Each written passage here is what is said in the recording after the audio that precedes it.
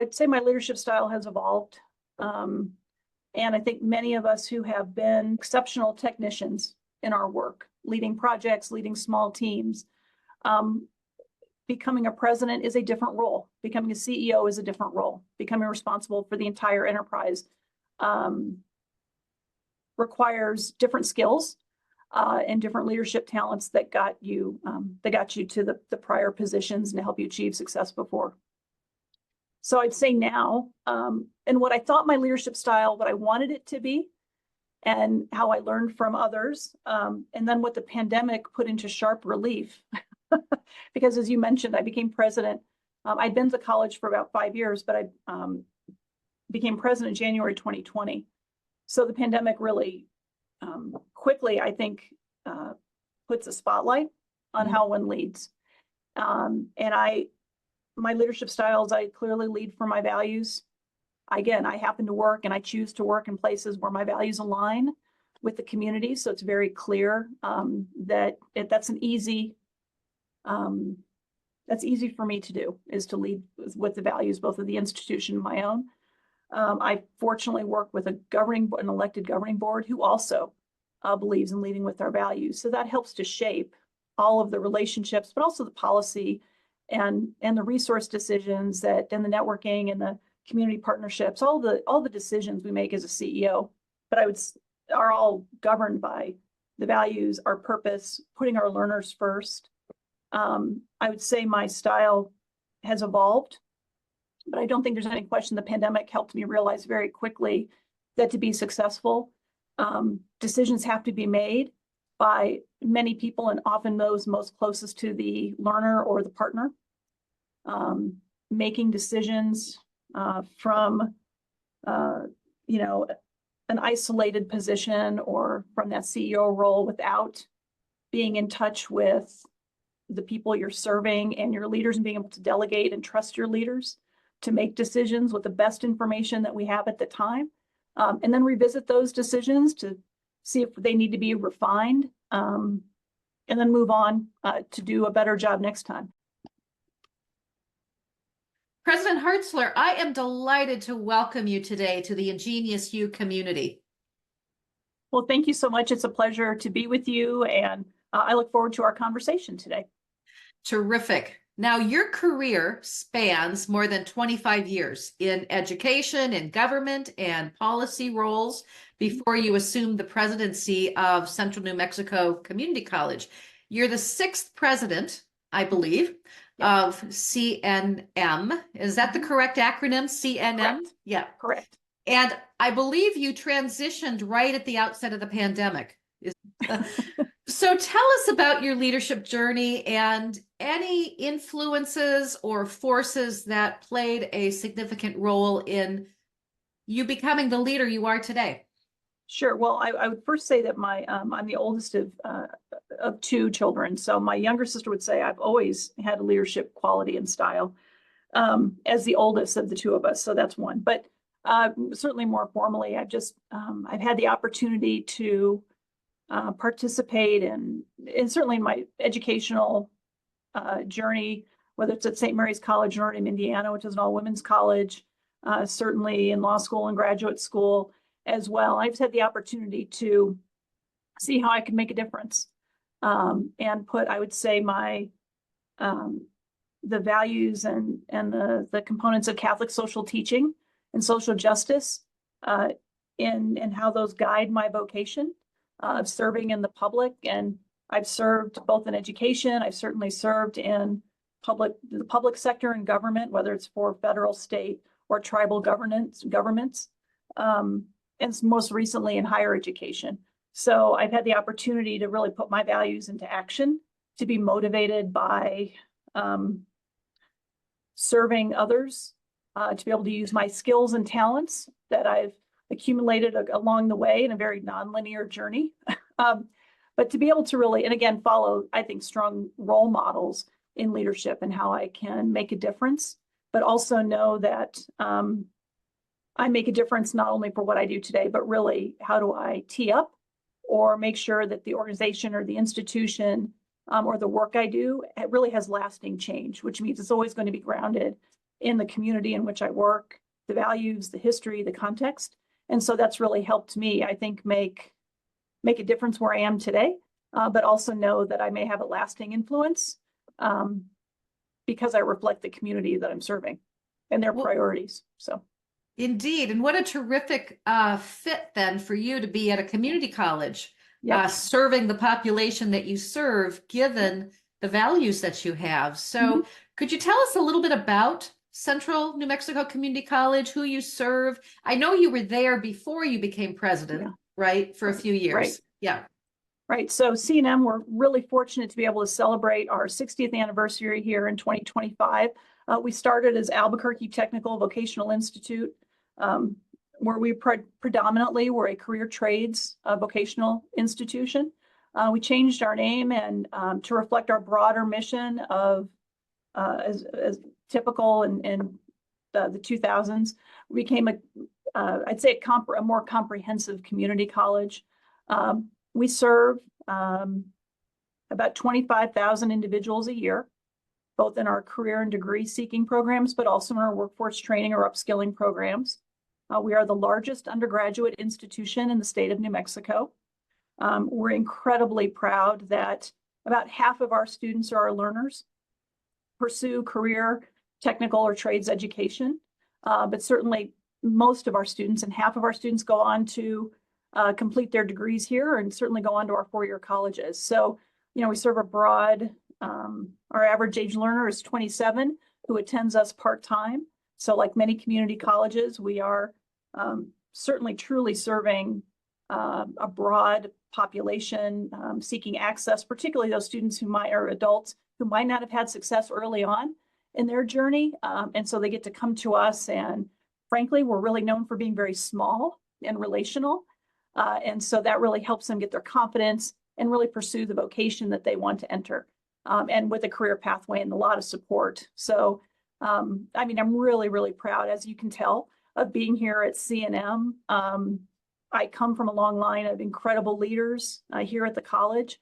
I learned under Kathy Winograd, who was our first female president here at the college, and came up from a finance and operations side of the college. And so with an education policy degree in the background, I've certainly been able to combine a lot of competencies or skills that I've gained over time to be able to lead this incredible institution that clearly has a difference, makes a difference in our learners' lives and with their families, but certainly in our regional community, but also our state, just given our size. Well, and your enthusiasm is palpable, and the mission is all around you there. The photos on the wall behind you are wonderful. And those are your students, right? Absolutely. In programs. Except for the sun cat, the mascot, not a student, but clearly a strong supporter. So yes. Okay. What is the mascot? His name is Soul the Sun Cat. Oh, I'm sure there's a story. There is. Yeah. Okay. Well, tell me a little bit about your leadership style. So if I spent some time on your campus, what would I see in terms of how your leadership plays out on a daily basis? Sure. I'd say my leadership style has evolved. And I think many of us who have been, I would say, exceptional technicians in our work, leading projects, leading small teams, becoming a president is a different role. Becoming a CEO is a different role. Becoming responsible for the entire enterprise requires different skills and different leadership talents that got you to the prior positions and to help you achieve success before. So I'd say now, and what I thought my leadership style, what I wanted it to be, and how I learned from others, and then what the pandemic put into sharp relief. Because as you mentioned, I became president. I'd been to college for about 5 years, but I became president in January 2020. So the pandemic really quickly, I think, puts a spotlight on how one leads. And my leadership styles, I clearly lead for my values. Again, I happen to work and I choose to work in places where my values align with the community. So it's very clear that that's easy for me to do, is to lead with the values, both of the institution and my own. I fortunately work with an elected governing board who also believes in leading with our values. So that helps to shape all of the relationships, but also the policy and the resource decisions and the networking and the community partnerships, all the decisions we make as a CEO. But are all governed by the values, our purpose, putting our learners first. I would say my style has evolved, but I don't think there's any question the pandemic helped me realize very quickly that to be successful, decisions have to be made by many people and often those most closest to the learner or the partner. Making decisions from, an isolated position or from that CEO role without being in touch with the people you're serving and your leaders and being able to delegate and trust your leaders to make decisions with the best information that we have at the time, and then revisit those decisions to see if they need to be refined, and then move on to do a better job next time. I would say the pandemic really helped me learn that lesson acutely and quickly. And that's really shaped, I think, who I seek out as role models and as part of my network and I'd say informal kitchen cabinet, but also how I relate to others in the community. I think it's been very helpful to be in a situation where you realize you don't have all the answers. No one's done this before. But if you're leading, again, true to your values and who you're going to serve, you can only do your best and then you just evolve over time. And I think that was a really important, quick lesson to learn. And I think that's served me well and served my leadership team well over the last couple of years. And as we continue to evolve and my role continues to evolve. Well, and I'm sure you've talked with other presidents who came into their roles similarly. And I've heard this time and again from others that the president they thought they were going to be turned into something else as a result of the pandemic. And it really did serve to mold you in terms of your leadership. Now, you talk about values, which I think is a wonderful thing. Do you have an example of how your values have impacted a decision you made or something that you've done as president? Oh, sure. Well, I think one of our values here at CNM is be ethical. I don't think there's any question that the decisions we make and decisions I make on a regular basis with my colleagues, how do we use our resources? How do we treat our employees? What are the policies that we have that reflect what it means to build trusting, good relationships, to be able to work effectively, but also do so knowing that you're holding public funds and that you're responsible to public stakeholders, whether it's my local voters who vote on my general obligation bond or the state legislators who approve and appropriate money for us to carry on a variety of programs. So, be ethical is frankly an obvious and easy one for me, but I guess I would go back to be connected and be caring. Again, two other values at CNM, and those are values that I hold dear, which means you care for others, you respect others, means I don't always have all the answers, and that I want to join with others to improve our community, to improve our process. That's a business process that might help a learner, to help a business partner in terms of recruiting qualified employees, to creating a good work-based learning experience for our learners and those employers. How do we create the supports that are needed there to build long-term relationships? So I'd say, again, the values, they're part of my resting state. And I think it's easy to be in a place where those really guide so many of our decisions. It doesn't mean we don't make hard decisions. Certainly we value inclusivity, which gets messy. When you invite so many disparate or people who are engaging in a particular problem, but who don't have the context that I might have given my role, but certainly inviting that messiness in to get to and being respectful while we go work through a process to be able to frankly improve the lives of others is pretty exciting. And again, I don't look at all of my meetings that way, by the way, because I am human, but I would say that's the general baseline. So no, so much of what I do is grounded that way. I almost don't think about it. So I'm glad you asked me that question. Helps me reflect. Yeah. So now you mentioned your background in finance, operations, policy, law, which is very interesting grouping of background areas. So, is there a leadership superpower there somewhere? Because I can only imagine how much you must draw on those areas of strength and competence on a daily basis in your role. So, Sure. I guess a superpower I have that is a skill that I thought everybody has and that I took for granted was that I can assess a situation. I'll seek out additional information, be able to identify options to pursue, and then work with others to identify the best option, but also know I have backup plans. So that the ability to assess in context, what are priorities, where do I have momentum, where are there challenges, where can I take a bigger step now, or maybe I have to take a few small steps before I can take a bigger step. So the ability to weigh information, I'd say to read the tea leaves a little bit, and to be able to then lead a team, well, solicit information, but then also lead a team forward in a direction. Knowing that you can always refine that direction as you get more information and as new, some surprises or resources or other partners may come to the table, that you can amend that direction. So I think that's probably a superpower. And I think grounded in that is that I'm generally pretty humble.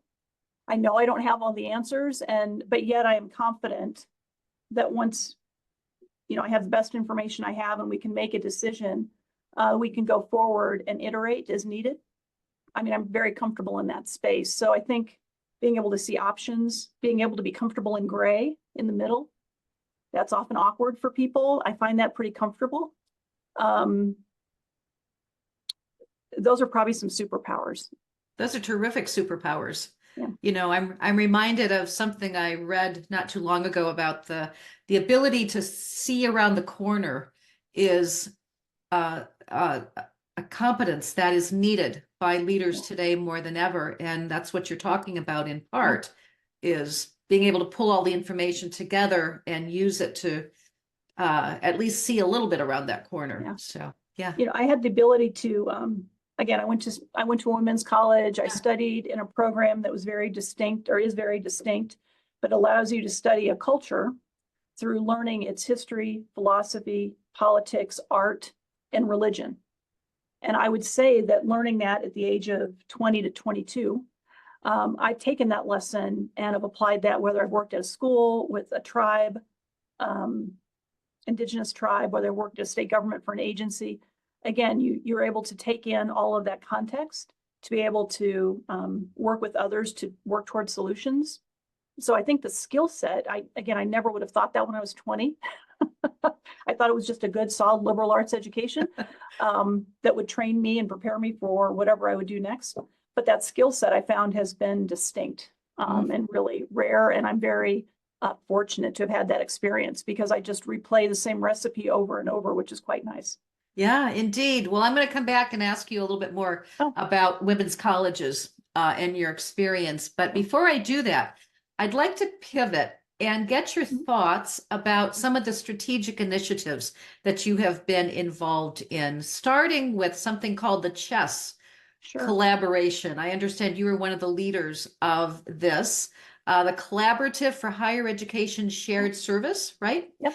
So can you tell us a little bit about this? What inspired it and what impact is it having?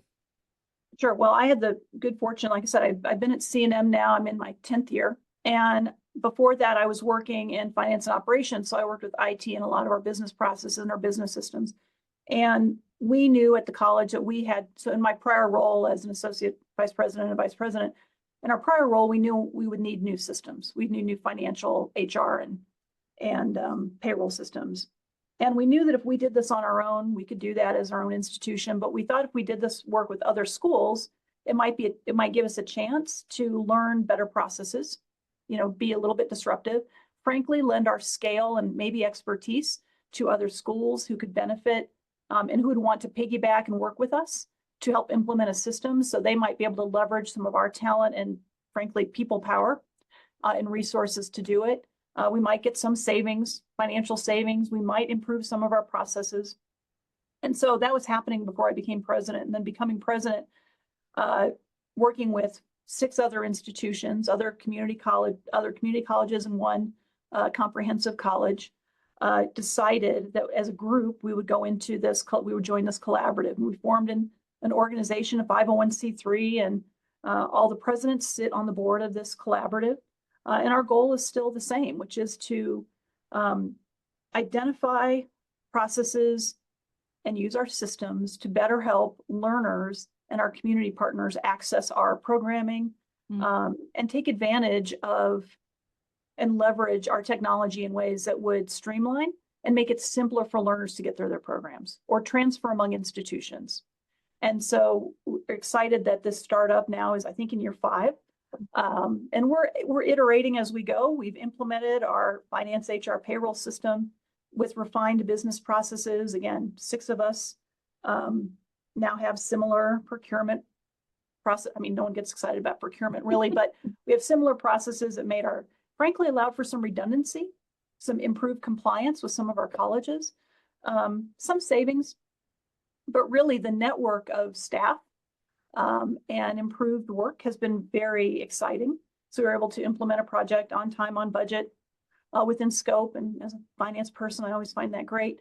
But it really has changed how we do business. And now we're doing that with our student information system, which is a much more comprehensive and complex beast.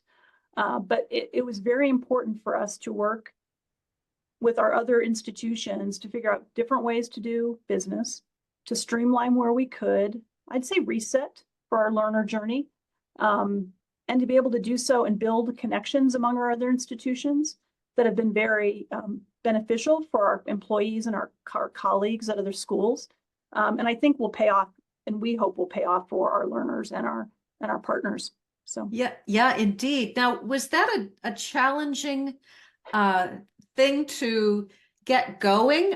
Because from having worked on a college campus as long as I have, I know how entrenched the silo way of thinking and acting is. And so the ability to pull together these other institutions and other presidents and make this happen is remarkable, I think. Well, I think it so often is the case. You want as much of the common ingredients as you can. You use substitutes when you need to, and you may adjust your recipe as appropriate. Well, there's no question that each of the institutional leaders at any given time in this journey had really strong vision for and commitment to our students and our employees. And they all wanted to improve some part of their system at their campus. Everybody knew they couldn't do this on their own. And so working together was the best option. It is difficult, as you noted. And I'll be very honest, as the largest institution with the most students and the most employees, our needs are very different than some of our smaller college partners that only have a few hundred employees and a couple thousand students. So the scale has added complexity to some of that work. But yet I would still say it's needed and better. And our other colleges got a better system and have more redundancy and more trust in what they're providing because they're part of a group. Yeah. I think we want to run a little bit more than we can, but that's probably okay that we don't as our own college at CNM, because it really has helped us think in a more collective way as well. And frankly, improves our processes and our work. Again, we don't have all the answers. So it's always helpful to use another college to say, oh, you know what, they do it better. We should do that. And allows us to make change a little bit easier. So I think it's hard, it's challenging, and yet we've shown that we can improve what we do. We have clean audits. We can generate reports on time. I mean, there's some basic ways we can show that this was the right approach. And I hope with our student information system, it'll be similar. So, yeah. Well, good for you. That, as you know, this is the future, It is. for all of us in higher ed. So, so how about UnMuddle? I love the name, UnMuddle Marketplace. Yeah. So this is something else that you helped launch. So tell us about that. Well, UnMuddle is a skills to jobs marketplace that allows us to bring employers together with learners who are seeking workforce training and allows colleges to provide the exceptional programming that they're skilled at doing. But it really creates this three-legged stool. It's been exciting to work with UnMuddle. Again, as a founding college, that's helpful. There are five of us. There are many, many more who are participating now. For CNM, it's allowed us to reach students we wouldn't have reached before. It's allowed us, or learners, it's allowed us to develop and work more closely with a national partner and workforce, including such as Amazon, to help design programs for them and pilot and test some programming with them and leverage their employee tuition benefits and assets and help them build career pathways at Amazon. And if that employee or who got some of that training can't work at Amazon, that skill set is transferable to other employers who are on the UnMuddle platform. So there's a marketplace for both skills and for qualified employees who have these skills. And the place for colleges is that we get to work with employers in a different way. Again, we get to work with learners who would reach us, who are frankly outside my geographic area, but who want to work with that employer. So it allows us to develop programming. It's really allowed us, UnMuddle has allowed CNM particularly, frankly, to test our learning management system and do something different, to develop programming is different than how we've done it in the past.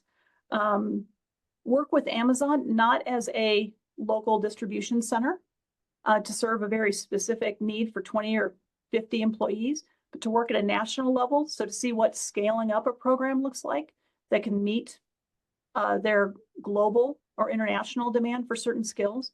So it's really allowed us to think differently about how we can provide programming. Because of course, the lessons we learn working with Amazon or General Mills or others are transferable to other employers we may want to work with as well. So it's really helped us think differently about how we can provide workforce training and education. And of course, those credentials are so important to continue on to a degree pathway as well. So for some other institution that may provide skills or competencies and a training certificate for another employer, CNM as a participant in UnMuddle can look at that skill and competency, do a crosswalk with some of our credits, and the UnMuddle platform will tell that learner, you've already earned this certificate from, I'll say, Pima Community College, but that's worth 3 credits or 6 credits at CNM towards X degree. So being able to be transparent with learners, again, that shapes my work with the collaboration or CHESS, shapes my work with other employers of how we can communicate with learners differently to find effective ways to help, again, adults upskill and retrain to be really relevant in this economy. So it sounds it's like been quite an enjoyable journey. Yeah, it sounds like a wonderful platform. Now, it's housed on your campus. Or where does it actually live? It lives on the net. It's with Parminder Jassal as the CEO. Okay. There are a number of employees, both here in the States and perhaps abroad, who are supporting with our learner supports, but also working with employers throughout the country. But it's grown from the concept and idea 5 years ago to where it is now. So it's quite a really exciting opportunity. It's really helped CNM think differently about how we work. And frankly, it's also been a revenue source for diversifying some of our revenue as well. So yeah, I have to ask, where'd the name come from? UnMuddle. You'd have to ask Dr. Jassal or Parminder. Oh, okay. But she would say that, the educational journey can be very muddled, can be confusing. And so the goal is to unmuddle how someone can get training and get a job and continue to move on. And so that was the focus of UnMuddle. That's we terrific. want to unmuddle the journey. We want to make it clearer. Yeah, I get it. That's a great name and speaks to the transparency that you're talking about. So one other initiative I want to ask you about under your leadership, CNM has launched an economic development 501c3 with an entrepreneurial focus. So what was the impetus for this and what are you hoping to get? What's the vision? Sure. Well, I would love to take credit for Ingenuity. My predecessor, Kathy Winograd, started and that's celebrating its 10th anniversary. So I was involved with Ingenuity in its early phases. We're probably on the 3rd iteration of how this economic development organization has helped, I'll say, the CNM enterprise better serve our employers and invest in entrepreneurship. But Ingenuity currently is a 501c3 organization. It is affiliated with CNM. It also is formed under New Mexico's University Research Park Act, which allows for 501c3 entities who exist for the purpose of serving the college to do a range of activities, and also to be exempt from certain state statutes that the college would otherwise have to follow. It was really started to help universities translate intellectual property rights into businesses. And, of course, if you're conducting a business, you don't want everything subject to the state Information Act or the procurement code, right? You really want the speed and the ability to develop business ideas, again, to serve the purpose of the institution. So what Ingenuity does is works very closely and has, in some ways, three purposes. One is to provide workforce training. A lot of our workforce training and upskilling programs are provided through Ingenuity. They just have a little bit more flexibility than the college does to spin up or take down programs, particularly short-term programs, particularly where somebody's self-pay and it's not federally financial aid eligible. So we really use that to drive a lot of our workforce training. But they also focus on entrepreneurship. So they coordinate our efforts with our Small Business Development Center, but also with a venture fund that invests in small business, with a number of entrepreneurial pitches and entrepreneurial pilots, or entrepreneurial, I'd say,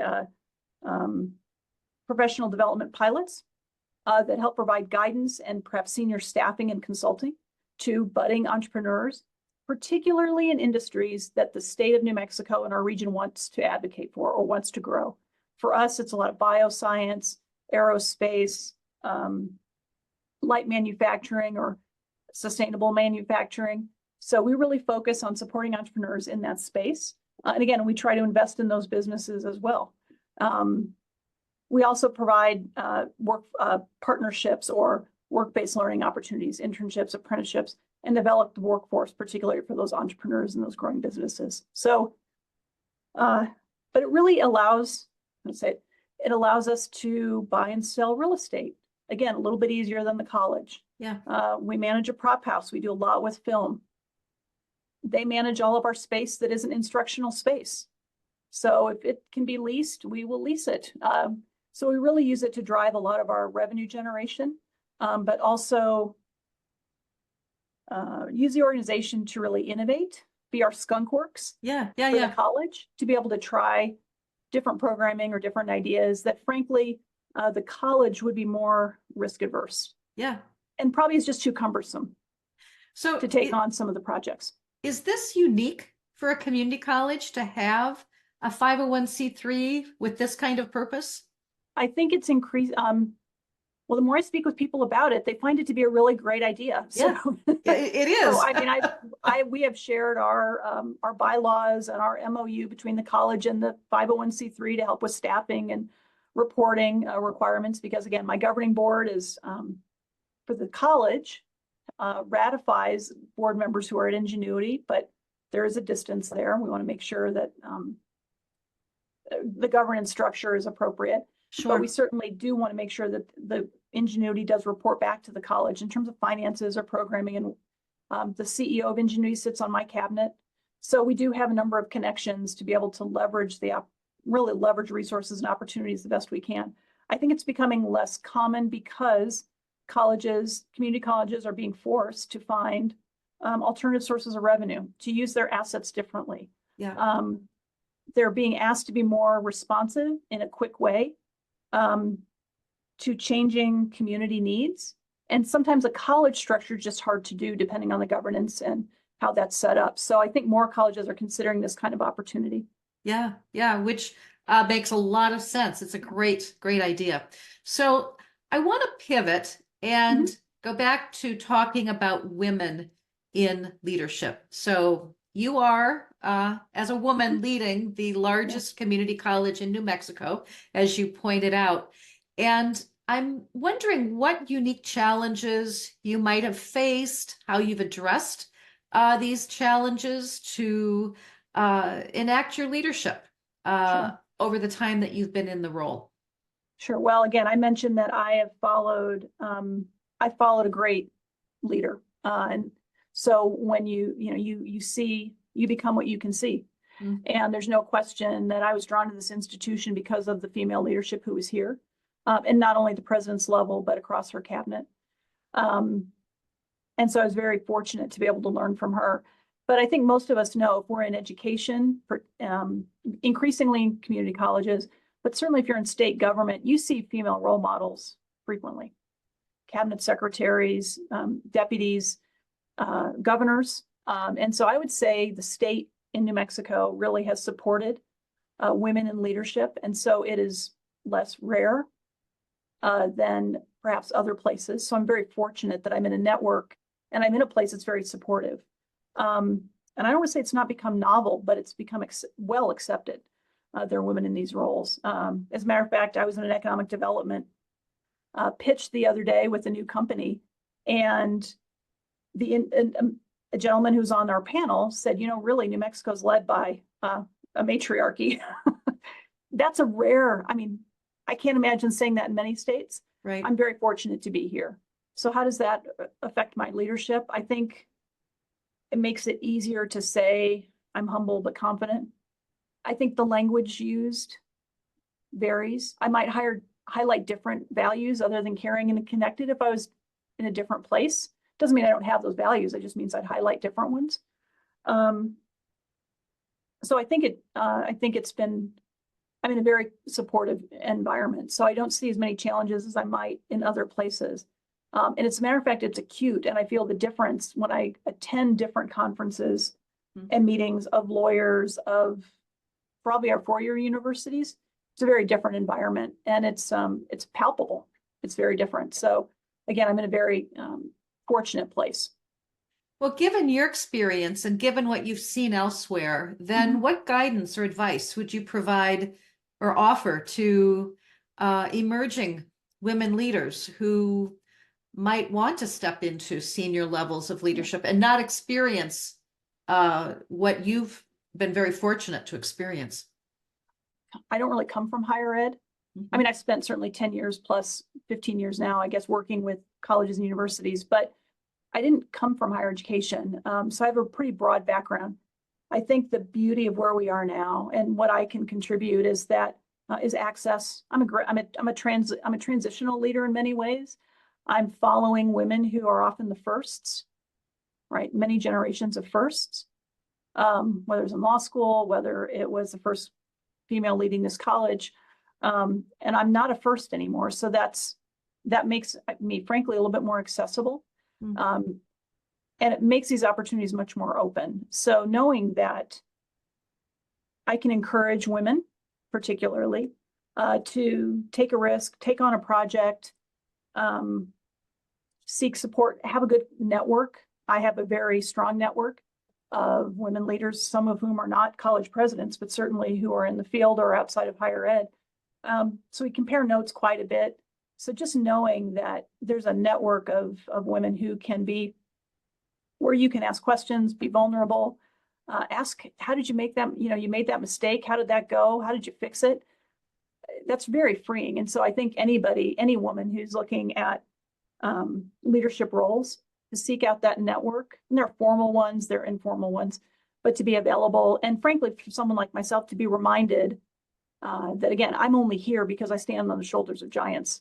So the obligation to give back and to be generous is really, it's just a responsibility I have. So to be accessible, which is time, and often time is precious. So how about resilience?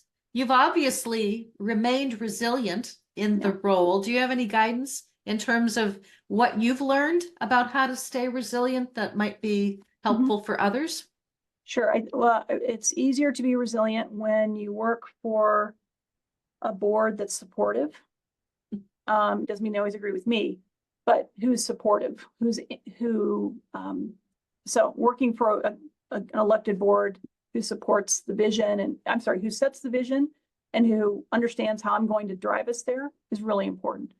Working with a team of exceptional leaders who I trust allows us to be resilient. Doesn't mean we always get it right or at the time I would like, but it certainly means that we're in this together.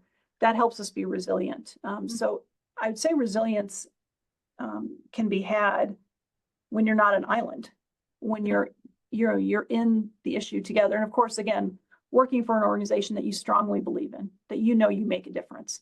So we all know that employee satisfaction is high when people find they're appreciated, when their supervisors have their back, when they're doing hard work together, not isolated, and when you see some modicum of success, right? So that allows all of us to be resilient. Yeah. How about you as a person? I'm just curious, are there things that when you're not at work that just give you joy, that take your mind off of everything, that's important for your resilience? Yeah, I wish I was playing more tennis. I would say okay. This role has cut into my tennis, and so that's disappointing. But I would say that certainly, I mean, I have dinner and I have meals with family, with good friends. Yeah. And so we're always engaged in that way. I travel a lot for work, but I certainly try to build in time where I am, enjoying the city that I'm in. Yeah. I would also say there's some obligations that if I was at a different place, I would be running, 20 hours a day. Sure. I'm not. So I'm also at a place that's a good fit for me, and that helps. But no, I binge watch whatever British costume drama I find, and cook my favorite foods, and hike in the beautiful mountains around Albuquerque and Santa Fe. So one other question about the women's college impact. You talked about the impact of what you studied at St. Mary's, which is a wonderful women's college in Indiana. Any other lasting lessons that you took away that you find yourself being drawn to from your experience at a women's college? Well, I don't think there's any, of course, I don't think there's any question that the investment that they made in me was so important. And when I say that, it's not, I mean, financial aid is one element, and certainly I was able to attend because of that, but I was home. So I have family in South Bend, Indiana. And so I was home for the holidays briefly, and I had lunch with my former work study employer and supervisor, who's now the director of financial aid at Notre Dame. I've known Mary for 30 some years. It is amazing. It just so happens that now we're in the same industry. I've always been amazed by her, and she's always been very supportive of me, no matter what I've been doing. So the fact that I can have that relationship with her is so important to me. Another one of my faculty members who became president of 2 institutions is now retired in South Bend. I had lunch with he and his wife. And again, it was so wonderful that, I was a knucklehead student in a film class. But the fact that we were able to make those connections, participating in whatever student leadership clubs or whatever there was at the time, we've still been able to maintain that relationship for years. The fact that he's so proud of what I'm accomplishing, and the fact that I get to recognize and learn from his work is really phenomenal. So again, those relationships are so helpful to me. And that's in addition to that rich environment that was value-based, that allowed me to study and grow, and frankly, prepare me for work that I wouldn't have anticipated. I knew I wanted to, go to grad school or do good work, but I had no idea what that really meant. And so to be able to get a solid foundation, to be able to do what I've been able to accomplish is really phenomenal. Yeah, indeed. So do you remember when you first entertained the idea of being a college president? I'm just curious. My sister would say when I was a child, but which is really strange and funny. But I will just say one of my elementary school buddies, her father was a faculty member and became president. And I thought, I always liked school, and that seems really interesting, and higher ed seems great. And I, again, had no clue what that meant as a kid, because my mom's a nurse and my dad had a variety of jobs, ran a small business and did things. So, was not my experience at all. But I really fell into higher ed. I always wanted to work in higher ed.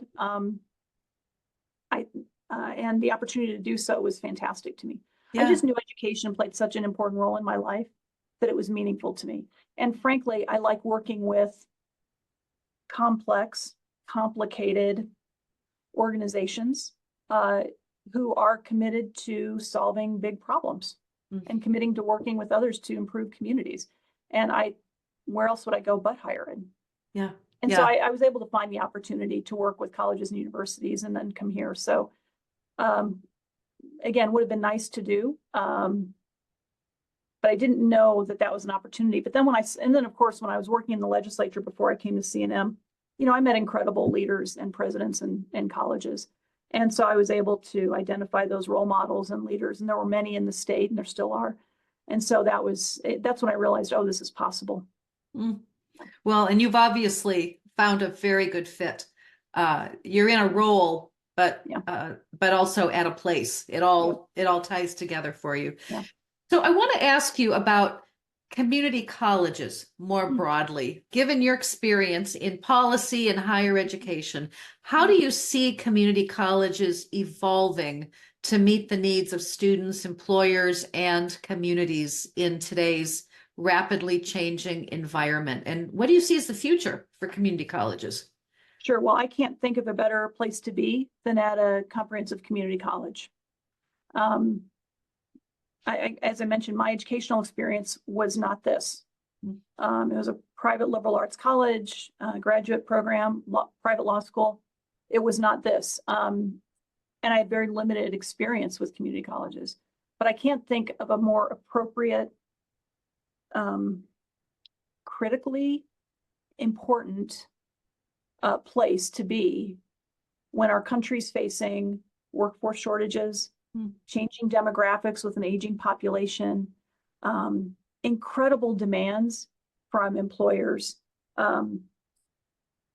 Just where else would we be but a community college where we are able to open the doors to so many people who might not have thought college or education or training was really for them because their high school experience or their younger experience, or maybe they don't have the role models that was really attainable for them, or they could imagine the job and the vocation and the pathways they could have. So I think to be at a community college, we are known to be responsive. We are known to be agile. We are focused on educating a broader population and a demographic than many of our four-year institution partners. Not all, but a number of them. So we have the largest, the biggest door, and we have the most resources available. We need more. We have the most tools available, I would say, to help learners identify where they are and where they need to be in step 1, 3, 5, 10, and we can provide the pathway to get there. Some of us can issue 4-year degrees. We can't in our state, but when I look at our learners who want to stay at CNM and don't want to transfer, it's because they love the environment. They're in a trusting place. They know how the system works. They go to some of our 4-year partners and it's harder. And so I think there are ways where our history tells us we're in the right place. I think the country's focus on workforce training, apprenticeships, work-based learning is so important. And the flexibility that looks like. It isn't always a 4 to 7-year journeyman's license or apprenticeship, but we're envisioning that differently, and that they're paid internships or work experiences are so critical, not like the ones I had when I was a kid, or when I was a young adult. So I think we're just at the right place to really meet the country's needs, to meet our region's needs, to meet, frankly, the learners' needs. And there's still so much more work we need to do because we're not reaching everybody. So, I just think I wouldn't want to be anywhere else. Yeah. So is there one innovation, as you look at everything that's on the radar, you look at the future, what you think is needed to preserve and strengthen even further the community college sector. Is there one innovation that you're really excited about, or that you look at and say, yeah, that's really going to have an impact?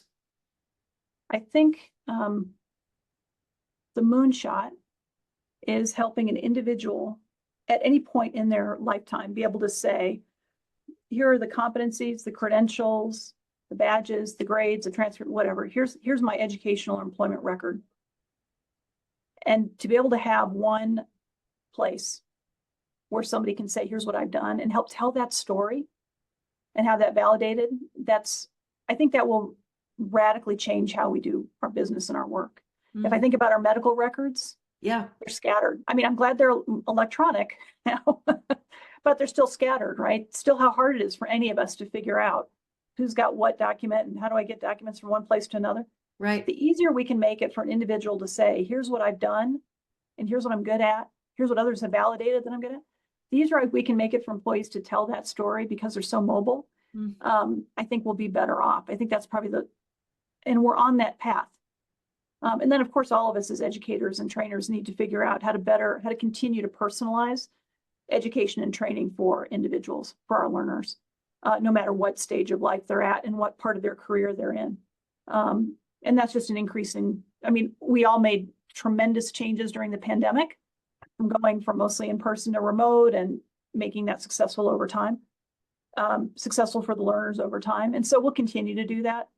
So I think many of us, we're already on those journeys, but I do think that learner employment or education record will be really important. Yeah, I agree with to be able to tell their story in a credible and validated way. Yeah, no, I agree with you. And it takes us back to unbundle but then to be able to have that be accessible and go anywhere, right? With that would be a game changer. So, okay, well, Tracy, we're at the end of our time. I have one final question. I want to ask you about your legacy. And people never like this question. But I think it's an important question for others, particularly emerging women leaders. I think it's really helpful to hear the thoughts of those who've been in roles like you're in. And so, as a woman leading in higher education today, what do you believe is your most important contribution to higher ed as it relates to leadership? And how do you hope your leadership will inspire the next generation of women leaders? Sure. It is awkward thinking about a legacy. I would say that I hope my legacy is that I'm able to lead in a value-led way and to move an institution forward to better serve more learners in our community and to help make us more vibrant. And that not only have I led in a way that's consistent with who I am, but certainly who our community is and who they expect me to be, or lead in that way. But that we've done it in an inclusive way. And then again, I think I take great pride in the fact that I'm often a transitory leader. I'm the third president who's come from finance and operations. And there's value in that. And surely during a pandemic, there's value in that. I do think, what am I missing? Who else can be leading this institution in an entrepreneurial way who comes from that academic education, learning, and student side? And so that's part of my legacy. How do I broaden who's eligible and who is interested in and who has the skill set and the depth to be able to lead an enterprise that's complicated? But again, is always focused on our learners and the people we're serving in the front line. So I guess if I'm thinking of a legacy, that's what I hope that's how others see my service here. But my gosh, there's so much more to do. It's hard to think of a legacy. And that's a great note to end on. So I can tell your work is far from over. So Tracy, thank you so much for the conversation. I'm really excited for our listeners to hear your story and to learn about the terrific work that you're doing there in New Mexico. Well, thank you for the opportunity. And I look forward to also continuing to hear others on the podcast. So thank you so much.